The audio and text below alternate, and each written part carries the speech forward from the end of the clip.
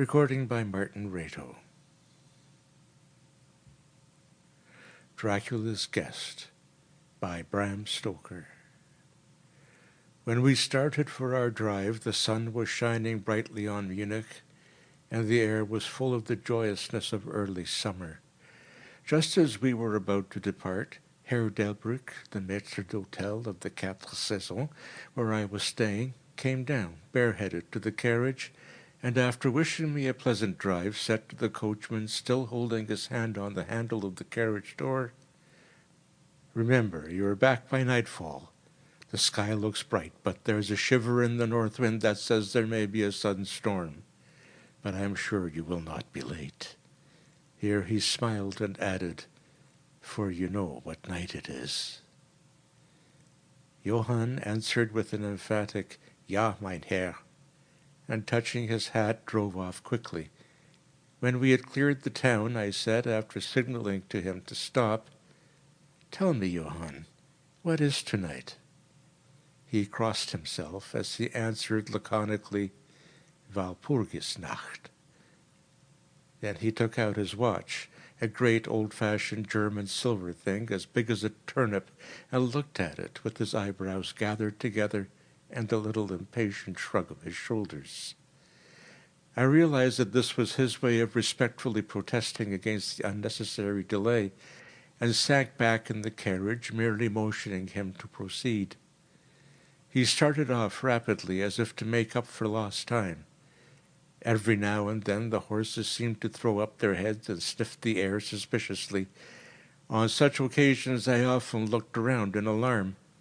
The road was pretty bleak, for we were traversing a sort of high, wind-swept plateau. As we drove, I saw a road that looked but little used, and which seemed to dip through a little winding valley. It looked so inviting that even at the risk of offending him, I called Johann to stop, and when he had pulled up, I told him I would like to drive down that road. He made all sorts of excuses, and frequently crossed himself as he spoke. This somewhat piqued my curiosity, so I asked him various questions. He answered fencingly and repeatedly looked at his watch in protest. Finally I said, "Well, Johann, I want to go down this road. I shall not ask you to come unless you like, but tell me why you do not like to go, that's all I ask." For answer he seemed to throw himself off the box, so quickly did he reach the ground. Then he stretched out his hands appealingly to me and implored me not to go. There was just enough of English mixed with the German for me to understand the drift of his talk. He seemed always just about to tell me something, the very idea of which evidently frightened him, but each time he pulled himself up, saying as he crossed himself, "Walpurgisnacht." I tried to argue with him, but it was difficult to argue with the man when I did not know his language.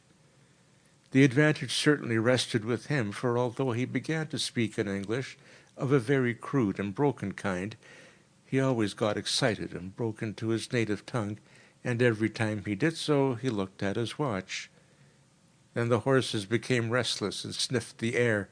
At this he grew very pale, and looking around in a frightened way, he suddenly jumped forward, took them by the bridles, and led them on some 20 feet. I followed and asked him why he had done this. For answer he crossed himself, pointed to the spot we had left, and drew his carriage in the direction of the other road, indicating a cross, and said first in German, then in English, "Buried him what killed themselves." I remembered the old custom of burying suicides at crossroads. "Ah, I see, a suicide. How interesting." But for the life of me I could not make out why the horses were frightened. Whilst we were talking, we heard a sort of sound between a yelp and a bark. It was far away, but the horses got very restless, and it took Johann all his time to quiet them. He was pale and said, "It sounds like a wolf, but yet there are no wolves here now." "No?" I said, questioning him.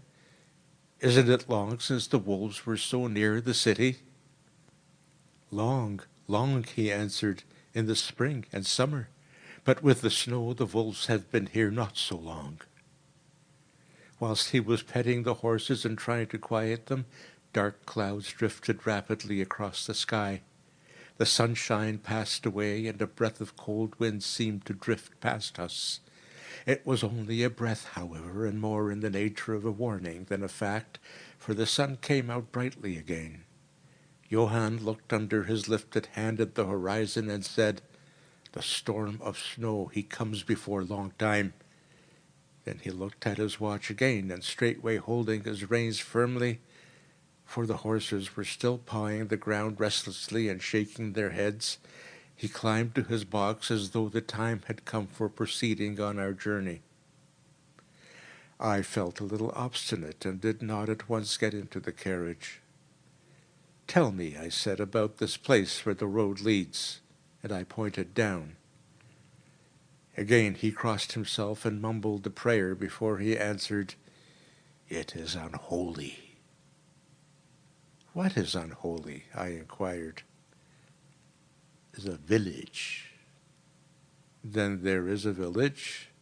No one lives there hundreds of years." My curiosity was piqued. "But you said there was a village." "There was." "So where is it now?" Whereupon he burst out into a long story in German and English, so mixed up that I could not quite understand exactly what he said, but roughly I gathered that long ago, hundreds of years, men had died there and been buried in their graves, and sounds were heard under the clay, and when the graves were opened, men and women were found rosy with life, and their mouths red with blood. And so, in haste to save their lives, aye, and their souls, and here he crossed himself, those who were left fled away to other places where the living lived, and the dead were dead, and not something. He was evidently afraid to speak the last words. As he proceeded with his narration, he grew more and more excited.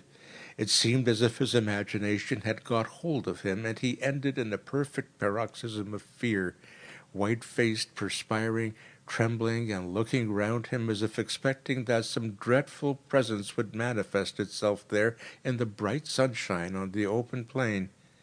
Finally, in an agony of desperation, he cried, "Walpurgisnacht," and pointed to the carriage for me to get in. All my English blood rose at this, and standing back, I said, "You are afraid, Johann. You're afraid. Go home. I shall return alone. The walk will do me good." The carriage door was open. I took from the seat my oak walking stick, which I always carry on my holiday excursions, and closed the door, pointing back to Munich, and said, "Go home, Johann. Walpurgisnacht doesn't concern Englishmen." The horses were now more restive than ever, and Johann was trying to hold them in, while excitedly imploring me not to do anything so foolish. I pitied the poor fellow. He was deeply in earnest. But all the same, I could not help laughing.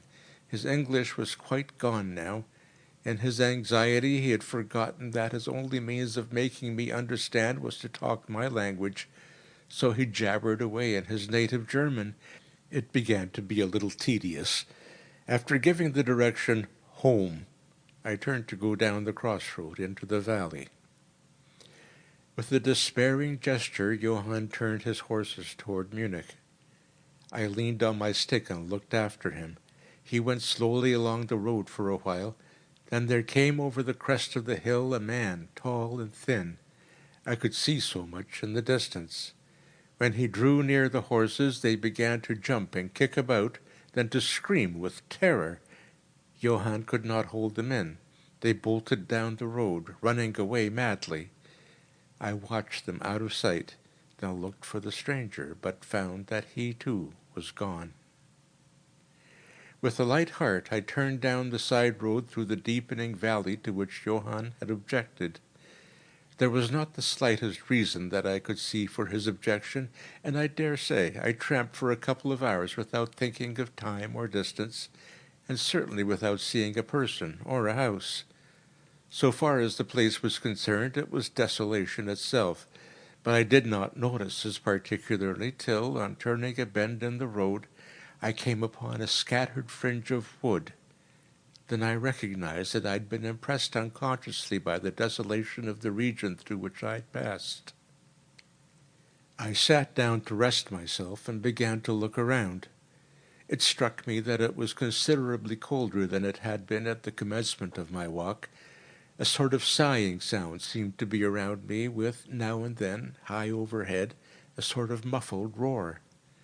Looking upwards, I noticed that great thick clouds were drifting rapidly across the sky from north to south at a great height. There were signs of coming storm in some lofty stratum of the air.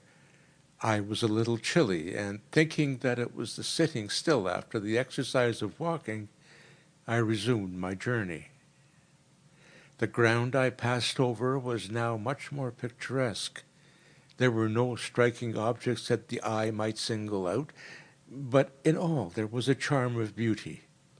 I took little heed of time, and it was only when the deepening twilight forced itself upon me that I began to think of how I should find my way home. The brightness of the day had gone, the air was cold, and the drifting of clouds high overhead was more marked. They were accompanied by a sort of far-away rushing sound, through which seemed to come at intervals that mysterious cry which the driver had said came from a wolf. For a while I hesitated.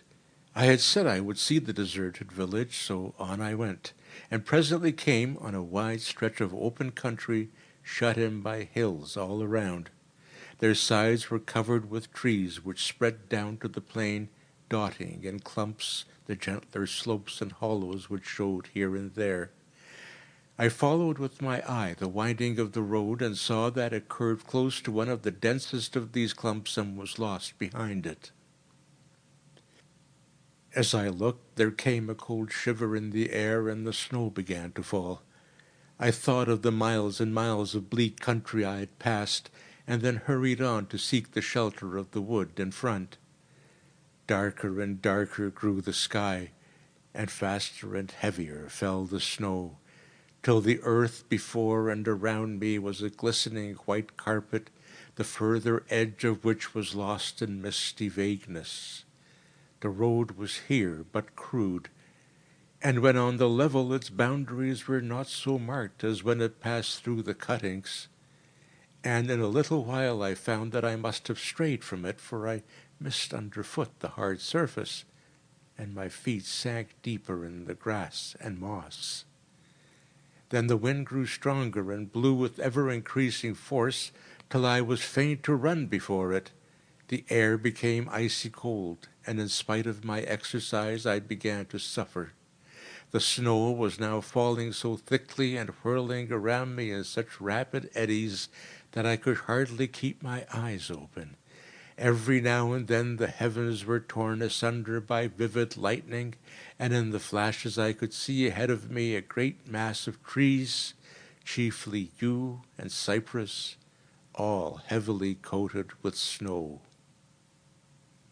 I was soon amongst the shelter of the trees, and there, in comparative silence, I could hear the rush of the wind high overhead. Presently the blackness of the storm had become merged in the darkness of the night. By and by the storm seemed to be passing away. It now only came in fierce puffs or blasts. At such moments the weird sound of the wolf appeared to be echoed by many similar sounds around me. Now and again through the black mass of drifting cloud came a straggling ray of moonlight, which lit up the expanse and showed me that I was at the edge of a dense mass of cypress and yew trees. As the snow had ceased to fall, I walked out from the shelter and began to investigate more closely.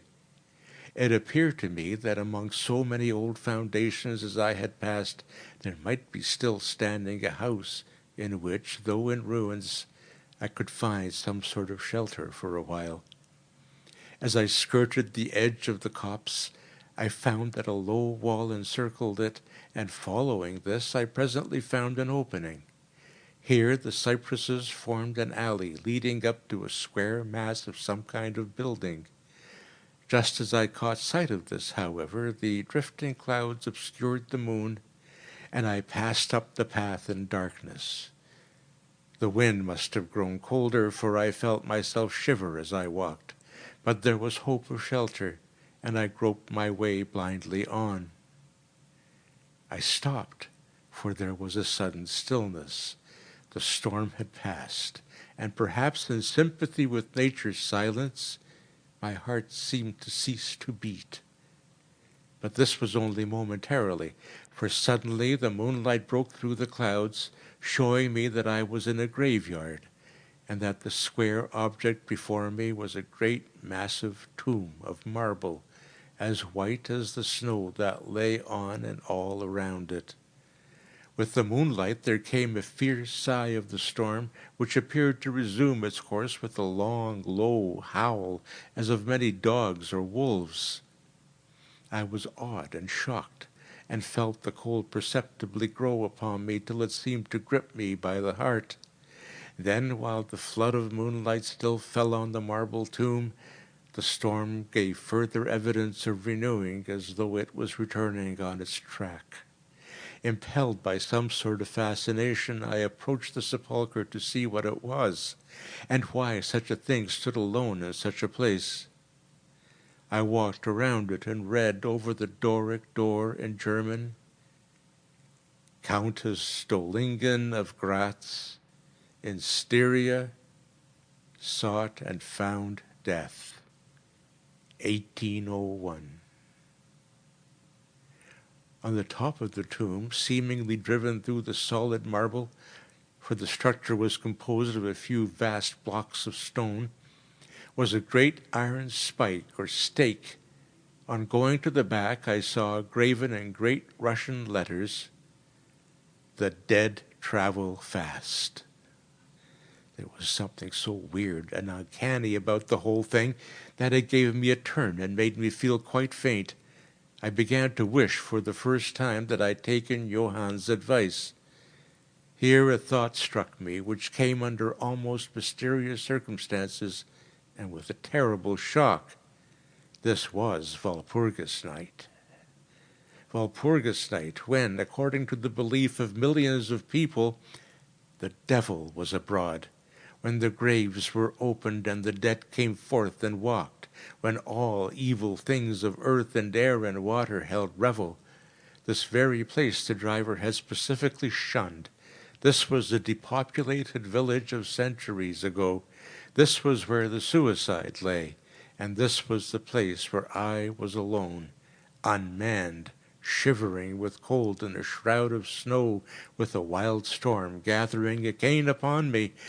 It took all my philosophy, all the religion I'd been taught, all my courage, not to collapse in a paroxysm of fright. And now a perfect tornado burst upon me. The ground shook as though thousands of horses thundered across it, and this time the storm bore on its icy wings not snow, but great hailstones, which drove with such violence that they might have come from the thongs of Balearic slingers. Hailstones that beat down leaf and branch and made the shelter of the cypresses of no more avail than though their stems were standing corn. At the first I had rushed to the nearest tree, but I was soon fain to leave it and seek the only spot that seemed to afford refuge, the deep Doric doorway of the marble tomb. There, crouching against the massive bronze door, I gained a certain amount of protection from the beating of the hailstones, for now they only drove against me as they ricocheted from the ground and the side of the marble. As I leaned against the door, it moved slightly and opened inwards. The shelter of even a tomb was welcome in that pitiless tempest, and I was about to enter it when there came a flash of forked lightning that lit up the whole expanse of the heavens. In the instant, as I am a living man, I saw, as my eyes were turned into the darkness of the tomb, a beautiful woman with rounded cheeks and red lips, seemingly sleeping on a bier. As the thunder broke overhead, I was grasped as by the hand of a giant and hurled out into the storm. The whole thing was so sudden that before I could realize the shock, moral as well as physical, I found the hailstones beating me down. At the same time, I had a strange, dominating feeling that I was not alone. I looked towards the tomb. Just then there came another blinding flash which seemed to strike the iron stake that surmounted the tomb and to pour through to the earth, blasting and crumbling the marble as if in a burst of flame. The dead woman rose for a moment of agony while she was lapped in the flame, and her bitter scream of pain was drowned in the thunder crash. The last thing I heard was this mingling of dreadful sound as again I was seized in the giant grasp and dragged away, while the hailstones beat on me and the air around seemed reverberant with the howling of wolves. The last sight that I remembered was a vague, white, moving mass, as if all the graves around me had sent out the phantoms of their sheeted dead, and that they were closing in on me through the white cloudiness of the driving hail. Gradually there came a sort of vague beginning of consciousness, then a sense of weariness that was dreadful. For a time I remembered nothing, but slowly my senses returned. My feet seemed positively racked with pain, yet I could not move them. They seemed to be numbed. There was an icy feeling at the back of my neck, and all down my spine and my ears my feet were dead yet in torment. But there was in my breast a sense of warmth, which was, by comparison, delicious. It was a nightmare, a physical nightmare, if one may use such an expression, for some heavy weight on my chest made it difficult for me to breathe. This period of semi-lethargy seemed to remain a long time, and as it faded away I must have slept or swooned. Then came a sort of loathing, like the first stage of seasickness, and a wild desire to be free from something, I knew not what. A vast stillness enveloped me, as though all the world were asleep or dead, only broken by the low panting as of some animal close to me. I felt a warm rasping at my throat. Then came a consciousness of the awful truth which chilled me to the heart and sent the blood surging up through my brain. Some great animal was lying on me and now licking my throat. I feared to stir, for some instinct of prudence made me lie still. But the brute seemed to realize that there was now some change in me, for it raised its head. Through my eyelashes I saw above me the two great flaming eyes of a gigantic wolf. Its sharp white teeth gleamed in the gaping red mouth, and I could feel its hot breath, fierce and acrid, upon me. For another spell of time I remembered no more. Then I became conscious of the low growl, followed by a yelp, renewed again and again. Then, seemingly very far away, I heard a "Hullo! Hullo!" as of many voices calling in unison. Cautiously I raised my head and looked in the direction whence the sound came, but the cemetery blocked my view. The wolf still continued to yelp in a strange way, and a red glare began to move round the grove of cypresses as though following the sound. As the voices drew closer, the wolf yelped faster and louder. I feared to make either sound or motion. Nearer came the red glow, over the white pall which stretched into the darkness around me. Then all at once from beyond the trees there came at a trot a troop of horsemen bearing torches. The wolf rose from my breast and made for the cemetery. I saw one of the horsemen, soldiers by their caps and their long military cloaks, raise his carbine and take aim. A companion knocked up his arm, and I heard the ball whiz over my head. He had evidently taken my body for that of the wolf. Another sighted the animal as it slunk away, and a shot followed. Then, at a gallop, the troop rode forward, some towards me, others following the wolf as it disappeared among the snow-clad cypresses. As they drew nearer, I tried to move, but was powerless, although I could see and hear all that went on around me. 2 or 3 of the soldiers jumped from their horses and knelt beside me. One of them raised my head and placed his hand over my heart. "Good news, comrades," he cried. "His heart still beats." Then some brandy was poured down my throat. It put vigor into me, and I was able to open my eyes fully and look around. Lights and shadows were moving among the trees, and I heard men call to one another.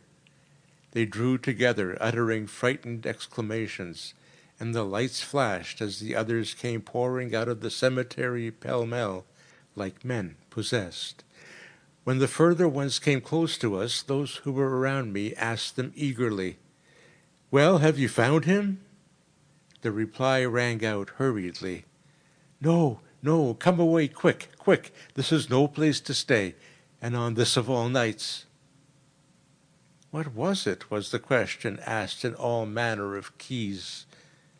The answer came variously and all indefinitely, as though the men were moved by some common impulse to speak, yet were restrained by some common fear from giving their thoughts. It, indeed, gibbered one, whose wits had plainly given out for the moment. A wolf, and yet not a wolf, another put in shudderingly. "No use trying for him without the sacred bullet," a third remarked in a more ordinary manner. "Serve us right for coming out on this night. Truly we have earned our 1,000 marks," were the ejaculations of a fourth. "There was blood on the broken marble," another said after a pause. "The lightning never brought that there. And for him, is he safe? Look at his throat. See, comrades, the wolf has been lying on him and keeping his blood warm." The officer looked at my throat and replied, "He's all right. The skin is not pierced. What does it all mean? We should never have found him but for the yelping of the wolf." "What became of it?" asked the man who was holding up my head and who seemed the least panic-stricken of the party, for his hands were steady and without tremor. On his sleeve was the chevron of a petty officer. "It went to its home," answered the man, whose long face was pallid, and who actually shook with terror as he glanced around him fearfully. "There are graves enough there in which it may lie. Come, comrades, come quickly, let us leave this cursed spot." The officer raised me to a sitting posture as he uttered a word of command. Then several men placed me upon a horse. He sprang to the saddle behind me, took me in his arms, gave the word to advance, and turning our faces away from the cypresses, we rode away in swift military order. As yet my tongue refused its office, and I was perforce silent. I must have fallen asleep, for the next thing I remembered was finding myself standing up, supported by a soldier on each side of me. It was almost broad daylight, and to the north a red streak of sunlight was reflected like a path of blood over the waste of snow. The officer was telling the men to say nothing of what they'd seen, except that they found an English stranger guarded by a large dog. "Dog! That was no dog," cut in the man who had exhibited such fear. "I think I know a wolf when I see one." The young officer answered calmly, "I said a dog." "Dog," reiterated the other ironically. It was evident that his courage was rising with the sun, and pointing at me, he said, "Look at his throat. Is that the work of a dog, master?" Instinctively I raised my hand to my throat, and as I touched it I cried out in pain. The men crowded round to look, some stooping down from their saddles, and again there came the calm voice of the young officer. A dog, as I said. If aught else were said, we should only be laughed at. I was then mounted behind a trooper, and we rode on into the suburbs of Munich. Here we came across a stray carriage into which I was lifted, and it was driven off to the Quatre Saisons, the young officer accompanying me whilst the trooper followed with his horse, and the others rode off to their barracks. When we arrived, Herr Delbrück rushed so quickly down the steps to meet me that it was apparent he'd been watching within. Taking me by both hands, he solicitously led me in. The officer saluted me and was turning to withdraw when I recognized his purpose, and insisted that he should come to my rooms. Over a glass of wine, I warmly thanked him and his brave comrades for saving me. He replied simply that he was more than glad, and that Herr Delbrück had at first taken steps to make all the searching party pleased. At which ambiguous utterance the maître d'hôtel smiled, while the officer pleaded duty and withdrew. "But, Herr Delbrück," I inquired, "how and why was it that the soldier searched for me?" He shrugged his shoulders, as if in depreciation of his own deed, as he replied, "I was so fortunate as to obtain leave from the commander of the regiment in which I served to ask for volunteers." "But how did you know I was lost?" I asked. "The driver came hither with the remains of his carriage, which had been upset when the horses ran away." "But surely you would not send a search party of soldiers merely on this account?" "Oh, no," he answered. "But even before the coachman arrived, I had this telegram from the boyar, whose guest you are." And he took from his pocket a telegram which he handed to me, and I read, "Bistritz, be careful of my guest. His safety is most precious to me. Should aught happen to him, or if he be missed, spare nothing to find him and ensure his safety. He is English and therefore adventurous. There are often dangers from snow and wolves and night. Lose not a moment if you suspect harm to him. I answer your zeal with my fortune. Dracula." As I held the telegram in my hand, the room seemed to whirl around me, and if the attentive maître d'hôtel had not caught me, I think I should have fallen. There was something so strange in all this, something so weird and impossible to imagine, that there grew on me a sense of my being in some way the sport of opposite forces, the mere vague idea of which seemed in a way to paralyze me. I was certainly under some form of mysterious protection. From a distant country had come, in the very nick of time, a message that took me out of the danger of the snow sleep and the jaws of the wolf.